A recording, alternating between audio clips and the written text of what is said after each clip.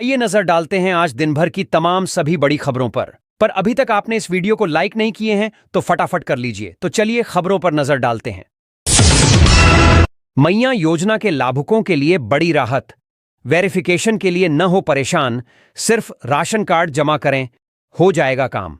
एक तरफ जहां सरकार ने अपना वादा निभाते हुए मैया योजना के लाभुकों के खाते में राशि भेज दिए हैं, दूसरी तरफ अब इस महीने से मैया योजना को लेकर कई तरह के बदलाव किए गए हैं, जिसको लेकर सरकार ने आदेश भी जारी कर दिए हैं।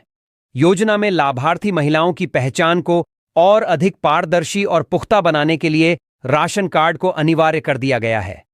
अब कोई भी महिला बिना राशन कार्ड और आधार कार्ड के इस योजना का लाभ नहीं ले पाएगी। वहीं मंत्री दीपक बिरुआ ने इसको लेकर सोशल मीडिया पर ट्वीट करते हुए लिखा है कि अब मैया योजना के लाभुकों को वेरिफिकेशन को लेकर परेशानी नहीं उठानी पड़ेगी। अब सिर्फ राशन कार्ड से ही सत्यापन हो जाएगा। इस योजना में फर्जीवाड़ा रोकने के लिए महिला, बाल विकास एवं सामाजिक सुरक्षा विभाग, खाद्य आपूर्ति विभाग के सहयोग से यह प्रक्रिया पूरी की जाएगी। इसके लिए नोडल विभाग ने खाद्य आपूर्ति विभाग से राशन कार्ड पोर्टल के एप्लीकेशन प्रोग्राम इंटरफेस यानी एपीई का उपयोग करने की मंजूरी मांगी है। जानकारी के अनुसार नोडल विभाग ने कई अन्य सॉफ्टवेयर इंटरफेस के जरिए भी लाभार्थियों की वास्तविक स्थिति की जांच करने का निर्णय लिया है। इसमें national payment corporation of India यानी एनपीसीआई, नेशनल इन्फॉर्मेटिक्स सेंटर यानी एनआईसी और पब्लिक फाइनेंशियल मैनेजमेंट सिस्टम यानी पीएफएमएस शामिल हैं। इसके जरिए सामाजिक सुरक्षा विंग यह जांच कर सकेगी कि महिला लाभार्थी की उम्र 18 से 50 साल के बीच है या नहीं। वह झारखंड की होनी चाहिए।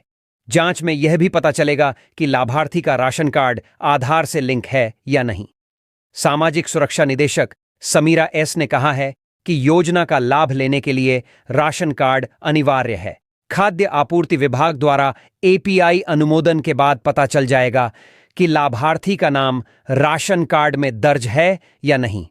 खाद्य आपूर्ति विभाग राशन कार्ड से आधार लिंक करवा रहा है। इसके जरिए लाभार्थियों का आधार सत्यापन भी आसानी से हो जाएगा। अगर लाभार्थी का आधार पीडीएस से लिंक नहीं है तो महिला बाल विकास विभाग यूआईडीएआई के माध्यम से आधार सत्यापन करेगा। अब लाभार्थियों को आधार लिंक्ड सिंगल बैंक अकाउंट के जरिए ही आर्थिक सहायता का भुगतान किया जाएगा। इस महीने से लाभार्थियों को हर महीने 2500 रुपये की आर्थिक सहायता दी जाएगी। आवेदन के समय महिला लाभार्थी की आयु 21 वर्ष पूरी हो चुकी हो और उसकी आयु 50 वर्ष से कम होनी चाहिए।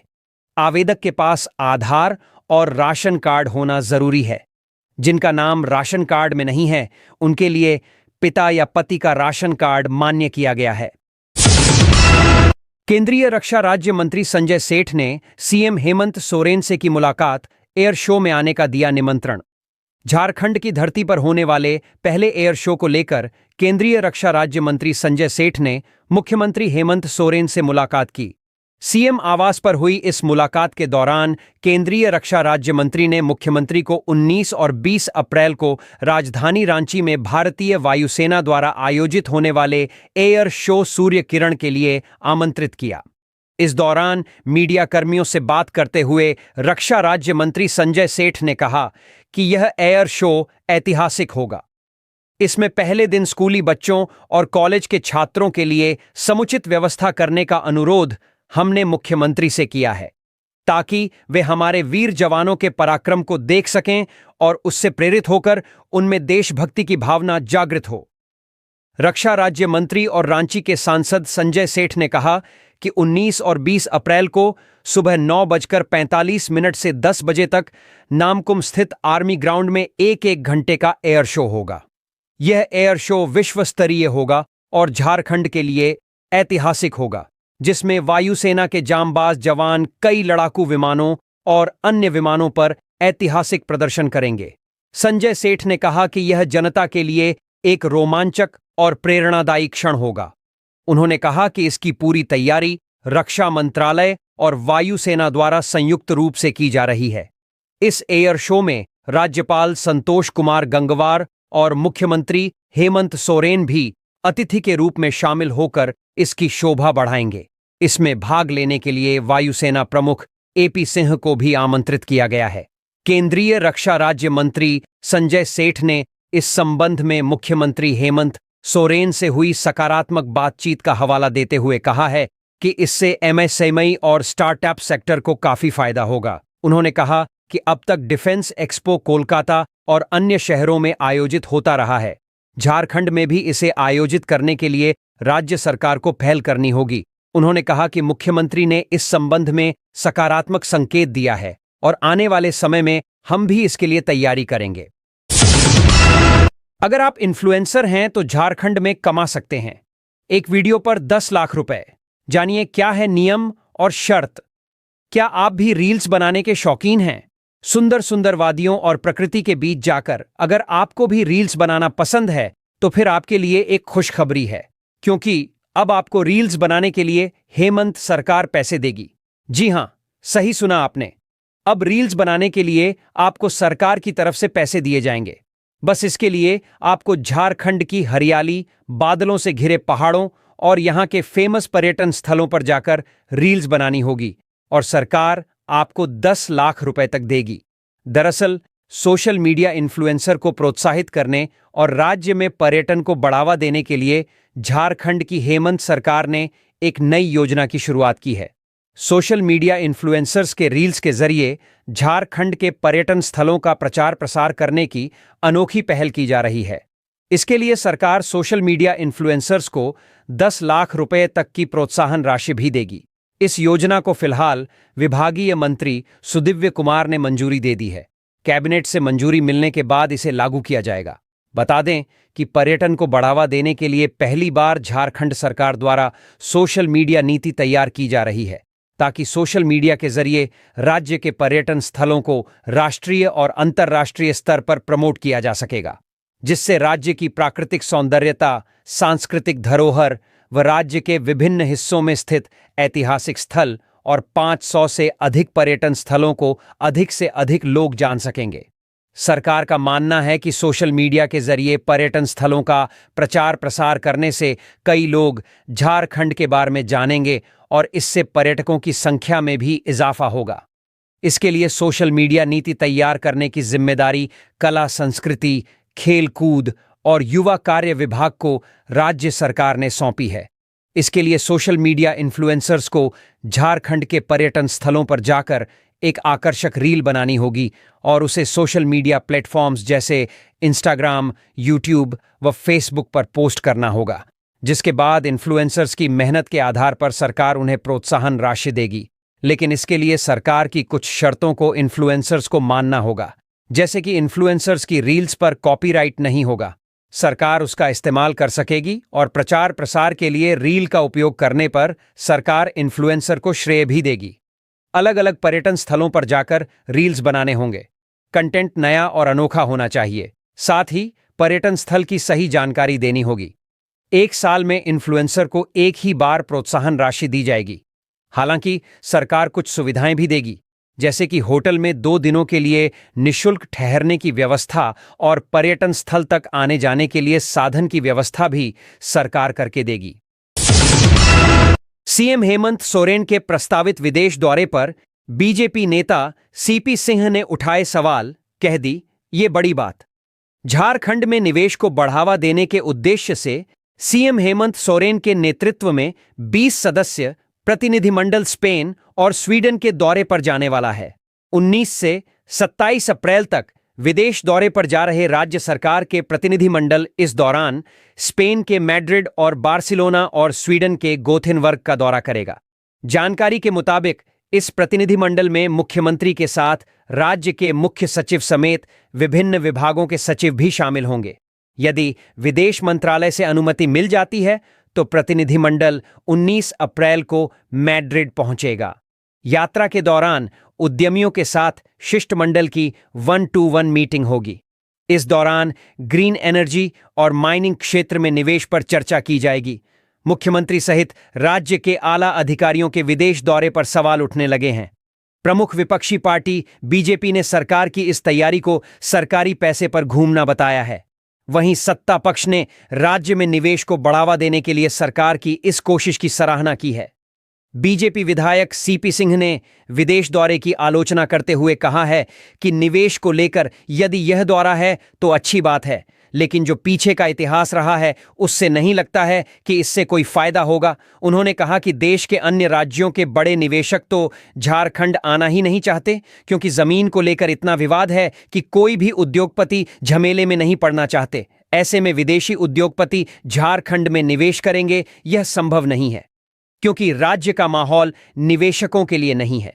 उन्होंने तंज कसते हुए कहा कि इस दौरे के जरिए इतना जरूर होगा कि प्रतिनिधिमंडल सरकारी पैसे से विदेश जरूर घूम लेंगे।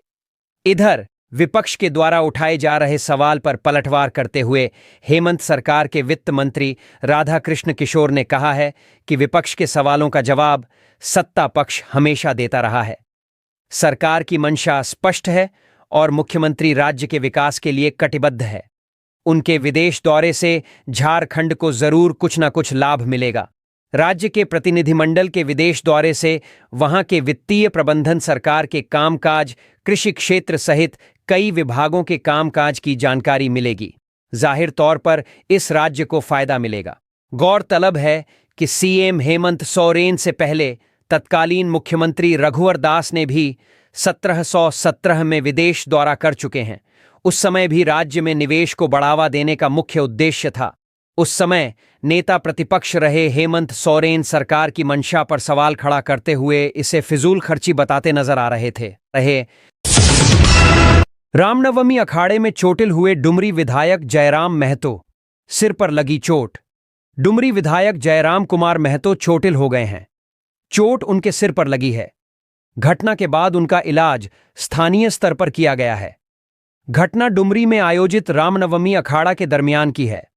जानकारी के मुताबिक रविवार को डुमरी में रामनवमी पर अखाड़ा का आयोजन किया गया था। अखाड़ा में काफी संख्या में लोग जुटे थे और परंपरागत हथियार के साथ प्रदर्शन कर रहे थे। लोग काफी उत्साहित थे।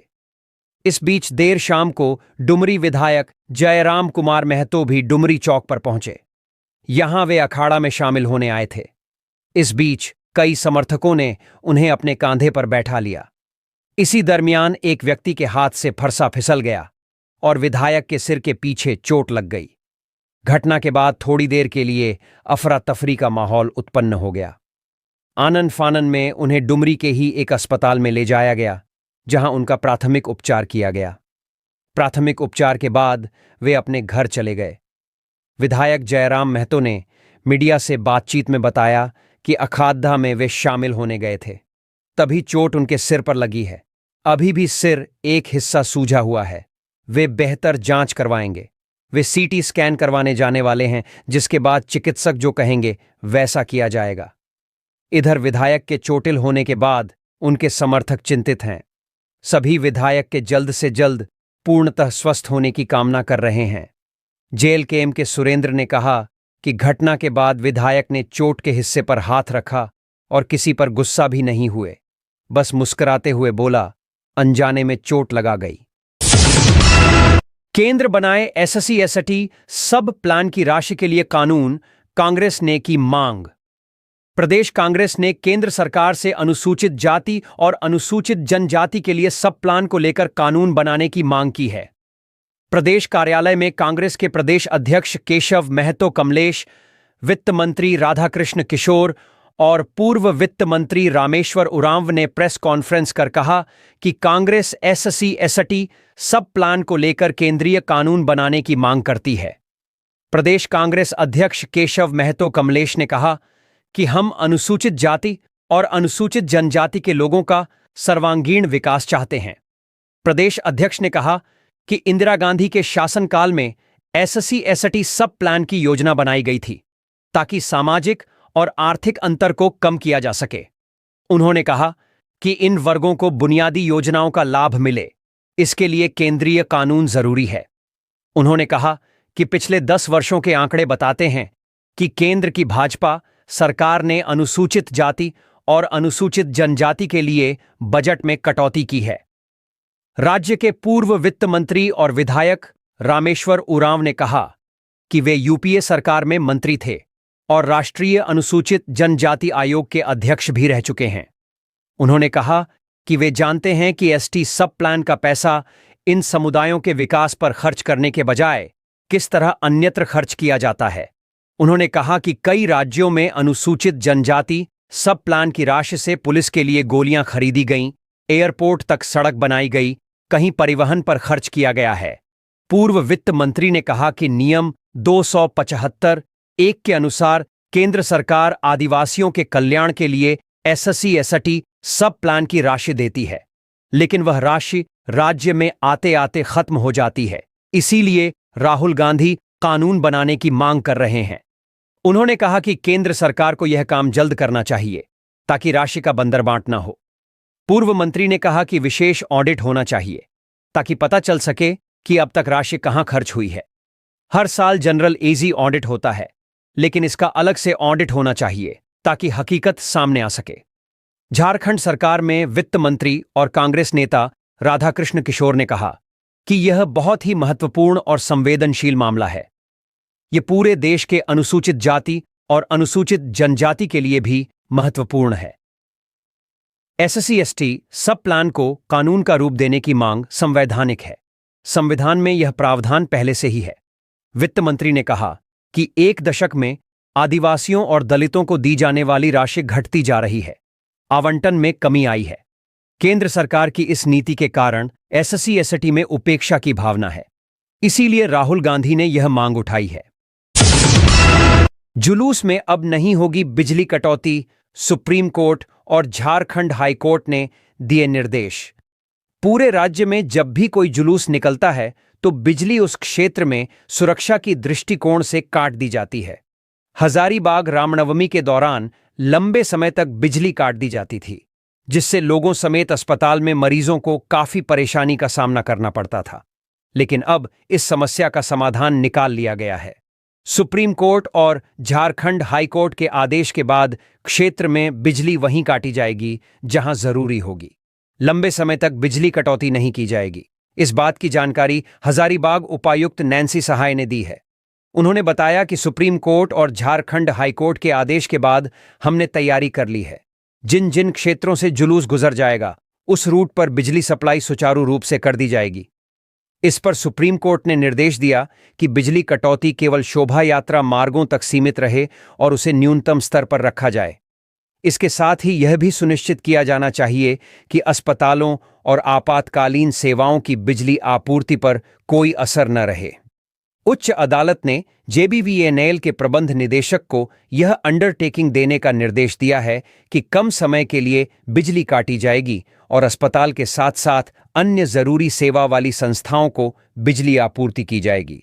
दरअसल सुप्रीम कोर्ट ने झारखंड में रामनवमी सहित अन्य त्योहारों के दौरान बिजली कटौती पर रोक लगाने के झारखंड हाईकोर्ट के आदेश पर रोक लगा दी है। झारखंड सरकार ने हाईकोर्ट की ओर से 3 अप्रैल को जारी आदेश को चुनौती देते हुए सुप्रीम कोर्ट में अपील की थी। झारखंड सरकार के निर्देश पर राज्य बिजली वितरण निगम यानी जेबीवीएनएल त्योहारों पर निकलने वाली शोभा यात्रा या जुलूस में शामिल लोगों की सुरक्षा के मद्देनजर एहतियात के तौर पर कई घंटों तक बिजली बंद कर देता था। सरहुल त्योहार की शोभा यात्रा के दौरान भी रांची में 5 से 10 घंटे तक बिजली की कटौती की गई थी, जिसके बाद झारखंड हाईकोर्ट के chief justice MS Ramchandra Rao और जस्टिस दीपक रोशन ने 3 अप्रैल को स्वतः संज्ञान लेते हुए त्योहारों के दौरान बिजली आपूर्ति बंद करने के झारखंड सरकार के निर्देश पर रोक लगा दी थी। हाईकोर्ट के इस आदेश को चुनौती देने वाली राज्य सरकार की याचिका पर शुक्रवार को सुप्रीम कोर्ट के chief justice Sanjeev Khanna, justice Sanjay Kumar और जस्टिस केवी विश्वनाथन की पीठ ने सुनवाई की। झारखंड सरकार की ओर से वरिष्ठ अधिवक्ता कपिल सिब्बल ने दलील दी कि रामनवमी के जुलूस में लोग लंबे झंडे लेकर चलते हैं, जिससे करंट लगने की आशंका बनी रहती है, क्योंकि पहले ऐसी घटनाएं घट हो चुकी हैं। दरअसल हजारीबाग में रामनवमी और बड़े स्तर पर जुलूस निकाला जाता है। कई बार तो 36 घंटों तक जुलूस सड़कों पर रहता है। आमतौर पर यह देखने को मिलता था कि जुलूस जब निकलता था तो बिजली आपूर्ति बाधित कर दी जाती थी। खास करके जामा मस्जिद रोड में जुलूस के प्रवेश करते ही बिजली काट दी जाती थी। लगभग 10 से 12 घंटे तक लोगों को भारी परेशानी का सामना करना पड़ता था। अब सुप्रीम कोर्ट और झारखंड हाई कोर्ट के आदेश के बाद आम जनता को बड़ी राहत मिल है। झारखंड हाई कोर्ट ने सरहुल जुलूस के दौरान 10 घंटे तक बिजली काटे जाने के बाद खुद ही संज्ञान लिया था। रामनवमी की शोभा यात्रा में सम्मिलित हुए मंत्री इरफान अंसारी बोले, हमारा झारखंड एकता और भाईचारे का प्रतीक। झारखंड में बीते रविवार को प्रभु राम का जन्मोत्सव धूमधाम के साथ मनाया गया। रामनवमी के पावन अवसर पर श्री श्री 1008 महावीर अखाड़ा समिति जामताड़ा द्वारा आयोजित शोभा यात्रा में स्वास्थ्य मंत्री इरफान अंसारी शामिल हुए। इस दौरान इरफान अंसारी ने कहा कि आज रामनवमी के पावन अवसर पर श्री श्री 1008 महावीर अखाड़ा समिति जामताड़ा द्वारा आयोजित शोभा यात्रा में श्रद्धा एवं भक्ति के उत्साह से ओतप्रोत वातावरण में प्रत्येक वर्ष की भांति इस वर्ष भी रामनवमी के इस पावन अवसर पर आस्था के समागम का हिस्सा बनने का सौभाग्य प्राप्त हुआ है तथा श्रद्धालुओं से भेंट कर उनका उत्साहवर्धन किया। अंसारी ने आगे कहा कि हम मर्यादा पुरुषोत्तम के आदर्शों को अपने जीवन में आत्मसात करें। रामनवमी महापर्व यही संदेश देता है। डॉक्टर अंसारी ने कहा कि हमारा जामताड़ा और झारखंड एकता और भाईचारे का प्रतीक है। इस तरह के आयोजन तथा एक दूसरे की सहभागिता के माध्यम से समाज में धर्म, संस्कृति, गंगा जमुनी तहजीब और आपसी सौहार्द की मिसाल कायम होती है। बता दें कि झारखंड में कड़ी सुरक्षा व्यवस्था के बीच रविवार को हर्षोल्लास के साथ रामनवमी मनाई गई। रामनवमी के उपलक्ष्य में राज्य की राजधानी की सड़कें भगवान राम और भगवान हनुमान की तस्वीरों वाले भगवा झंडों से सजाई गईं। रांची, जमशेदपुर, गिरिडीह और हजारीबाग जैसे संवेदनशील जिलों में पर्याप्त संख्या में पुलिसकर्मी तैनात रहे। सभाओं पर नजर रखने के लिए प्रमुख स्थानों पर सीसीटीवी कैमरे, ड्रोन और वीडियो कैमरों से लैस सुरक्षाकर्मियों की भी व्यवस्था थी। केंद्र सरकार वापस ले वक्फ संशोधन बिल, अल्पसंख्यक समुदाय को बदनाम करने की साजिश, मंत्री इरफान अंसारी। वक्फ बोर्ड संशोधन बिल को लेकर स्वास्थ्य मंत्री इरफान अंसारी ने एक बार फिर केंद्र सरकार पर निशाना साधा है। उन्होंने कहा कि वक्फ बोर्ड की 1 इंच भी जमीन दान में नहीं देंगे। जामताड़ा विधायक इरफान अंसारी ने केंद्र सरकार से वक्फ संशोधन बिल वापस लेने की मांग की है। वहीं उन्होंने आरोप लगाते हुए कहा कि ये सब साजिश के तहत बदनाम किया जा रहा है जब से केंद्र सरकार ने लोकसभा में वक्फ बोर्ड संशोधन बिल पास किया है। तभी से इंडिया अलायंस के नेता लगातार बीजेपी पर हमलावर हैं। वक्फ बोर्ड संशोधन बिल के खिलाफ अल्पसंख्यकों के मुस्लिम संगठन भी विरोध कर रहे हैं। स्वास्थ्य मंत्री ने कहा कि वक्फ बोर्ड संशोधन बिल को किसी कीमत पर बर्दाश्त नहीं किया जाएगा। मंत्री इरफान अंसारी ने केंद्र सरकार से वक्फ बोर्ड संशोधन विधेयक को वापस लेने की मांग की है। वक्फ बोर्ड संशोधन बिल को अल्पसंख्यक बर्दाश्त नहीं करेगा। उन्होंने अपनी बात को आगे जारी रखते हुए कहा कि जिस तरह केंद्रीय कृषि बिल संशोधन को केंद्र सरकार ने वापस लिया था, ठीक वैसे ही वक्फ बोर्ड संशोधन विधेयक को भी वापस लेना पड़ेगा। उन्होंने केंद्र सरकार को चेताते हुए आंदोलन करने की चेतावनी दी है। मंत्री इरफान अंसारी ने कहा कि अल्पसंख्यक समुदाय को साजिश के तहत बदनाम करने का काम किया जा रहा है। उन्होंने बीजेपी पर आरोप लगाते हुए कहा कि कभी एनआरसी के नाम पर संशोधन विधेयक है, अब वक्फ बोर्ड संशोधन बिल पास कर अल्पसंख्यक समुदाय को बदनाम करने का काम किया जा रहा है। झारखंड में भी एनआरसी लागू करने की बात की जा रही है, लेकिन प्रदेश में ये सपना बीजेपी का कभी साकार नहीं होने वाला है। स्वास्थ्य मंत्री ने कहा कि बीजेपी को अल्पसंख्यक वोट नहीं करता है, वहीं अल्पसंख्यक समाज भी बीजेपी के पास कुछ मांगने के लिए हाथ नहीं फैलाता है। मुस्लिम समाज ने पेश की भाईचारे की मिसाल समेत रामगढ़ की 3 खबरें। चित्रपुर में रविवार को रामनवमी का भव्य जुलूस निकाला गया। इस दौरान मुस्लिम समाज के लोगों और समाज सेवियों ने भाईचारे की मिसाल पेश की।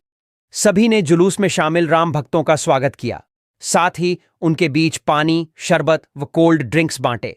मुस्लिम समाज की इस अनोखी पहल को देखते हुए रामनवमी पूजा समिति ने कांग्रेस नेता शहजादा अनवर को भगवा पट्टा और बैज लगाकर स्वागत किया।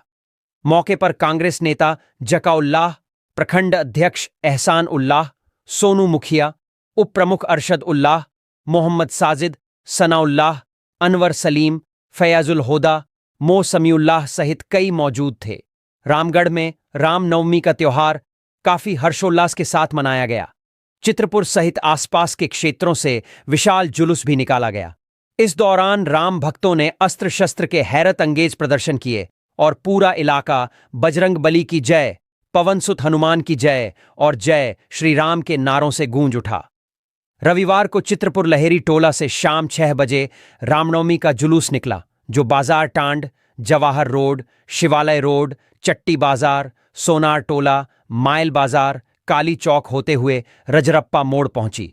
इस दौरान जगह जगह पर विभिन्न क्लब के सदस्यों ने अस्त्र शस्त्र का प्रदर्शन किया।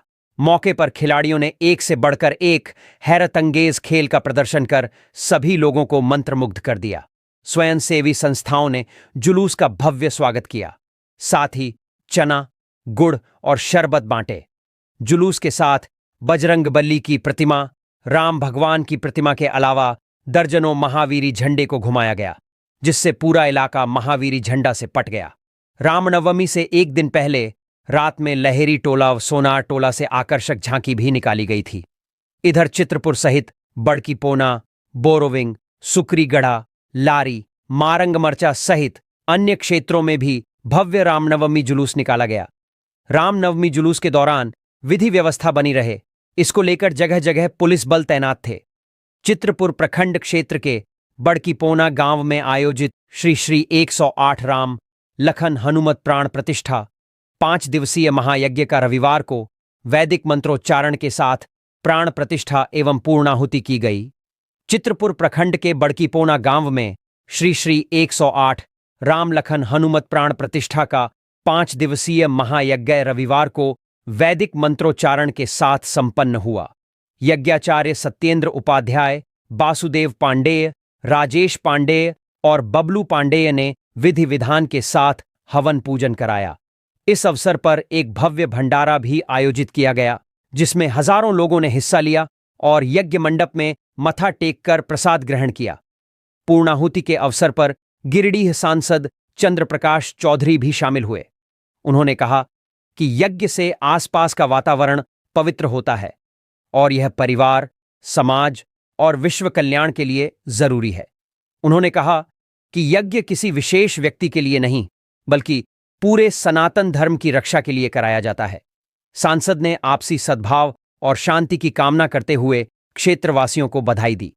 इसके पहले शनिवार रात को एक प्रवचन कार्यक्रम हुआ, जिसमें जिला परिषद अध्यक्ष सुधा देवी, नप उपाध्यक्ष मनोज महतो और पूर्व पार्षद गोपाल चौधरी शामिल हुए।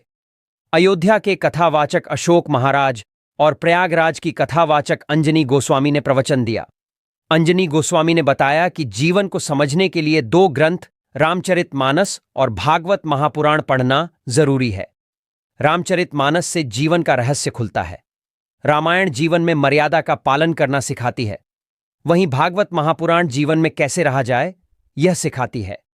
इस दौरान आसपास क्षेत्रों के गांव के हजारों लोग प्रवचन सुनकर लाभान्वित हुए। महायज्ञ में मुख्य संरक्षक अरविंद कुमार सिंह, संरक्षक लालकिशुन महतो, अध्यक्ष अमृतलाल मुंडा, सचिव विद्यासागर कुशवाहा और अन्य कई लोग उपस्थित थे। झारखंड में धूमधाम के साथ मनाया गया प्रभु राम का जन्मोत्सव। शोभा यात्रा बनी आकर्षण का केंद्र। झारखंड में बीते रविवार को प्रभु राम का जन्मोत्सव धूमधाम के साथ मनाया गया। राजधानी रांची में मुख्य शोभा यात्रा का नेतृत्व श्री महावीर मंडल केंद्रीय समिति रांची ने किया। राजधानी में मुख्य शोभा यात्रा रातू रोड होते हुए महावीर चौक, शहीद चौक होते हुए मेन रोड और सुजाता से तपोवन मंदिर पहुंची। काफी संख्या में हनुमान ध्वजा के साथ राम भक्त शोभा यात्रा में चल रहे थे। तपोवन मंदिर में भगवान श्री राम के दर्शन, पूजा अर्चना कर लोग वापस लौट रहे थे। मंडल के अध्यक्ष जय सिंह यादव, मंत्री सुभाष साहू, कोषाध्यक्ष प्रमोद सारस्वत ने श्री राम भक्तों को रामनवमी महोत्सव की अपार सफलता, शोभा यात्रा के सफल संचालन, अछूत अलौकिक झांकियां के लिए, अस्त्र शस्त्र की प्रतियोगिता के सफल संचालन के लिए शोभा यात्रा में शामिल झंडाधारियों के प्रति आभार प्रकट करते हुए कहा, श्री रामनवमी महोत्सव की शोभा यात्रा श्री राम भक्तों के सहयोग से निकाली जाने वाली ऐतिहासिक शोभा यात्रा थी। फूलों की वर्षा और स्वागत शिविर लगाकर श्री राम के भक्तों की शोभा यात्रा का स्वागत हुआ। मंडल के अध्यक्ष ने कहा कि सुदूर इलाके से भारी संख्या में राम भक्तों ने पूरे उत्साह उमंग के साथ शोभा यात्रा में शामिल होकर ऐतिहासिक रामनवमी पर्व मनाया। शोभा यात्रा के सफल संचालन के लिए रांची में 20 टोलियों का क्षेत्र अनुसार गठन कर करीब 1500 श्री राम भक्तों को सहभागी बनाया गया। शोभा यात्रा में 20 लाख से भी अधिक राम भक्त बजरंगबली के झंडे के संग गाजे बाजे एवं पारंपरिक हथियार के साथ शोभा यात्रा में शामिल होकर श्री रामनवमी शोभा यात्रा को ऐतिहासिक बनाए। बड़गई, मेडिकल चौक, एदलहातू, करमटोली, गाड़ी होटवार, कोकर, लालपुर, थड़पकना, लोवाडिया, कांटा टोली, पत्थल कुदवा पुंदाग, अरगोड़ा, गाड़ी खाना, पुरानी रांची अपर बाजार, धावनगर, कांके रोड, गांधीनगर, हाथमा नामकुम, चुटिया, गुड्डी, करबला चौक, हिंदी पीढ़ी, लेख रोड, मल्लाह टोली, भूता हातालाब समलोंग, चुटिया, शोभा यात्रा संकट मोचन मंदिर मेन रोड होते हुए तपोवन पहुंची। 1000 से भी अधिक सेवा शिविर पूरे रास्ते शोभा यात्रा के स्वागत में अपनी सेवा अर्पित कर रहे थे। सामाजिक व धार्मिक संस्थाओं के संघ, व्यापारिक संस्थाओं ने जगह जगह श्री राम भक्तों को प्रसाद की सेवा, चना, बुंदिया, शुद्ध जल, शरबत, टॉफी, फ्रूटी सहित फल की सेवा देने का पुनीत कार्य में अपनी सहभागिता सुनिश्चित की। शोभा यात्रा में मुख्य रूप से श्री महावीर मंडल के अध्यक्ष जय सिंह यादव, उपाध्यक्ष पवन गुप्ता, राहुल कुमार सिन्हा चंकी, मंत्री सुभाष साहू, सहमंत्री उदय रविदास, बलिराम प्रसाद, संतोष गुप्ता, कोषाध्यक्ष प्रमोद सारस्वत, प्रचार मंत्री सुनील वर्मा, अशोक यादव, कमलेश यादव, सागर वर्मा सहित काफी संख्या में लोग थे। यह पर्व झारखंड भर में पूरे श्रद्धा और आस्था के साथ मनाया गया। रामनवमी के दिन आज ही चैत्र नवरात्र की समाप्ति भी हो गई। ध्यातव्य है कि हिंदू धर्मशास्त्रों के अनुसार इस दिन भगवान श्री राम जी का जन्म हुआ था। अतः इस शुभ तिथि को भक्त लोग रामनवमी के रूप में मनाते हैं एवं पवित्र नदियों में स्नान करके पुण्य के भागीदार होते हैं। तो ये थी आज की कुछ मुख्य बड़ी खबरें। जुड़े रहे इस चैनल के साथ।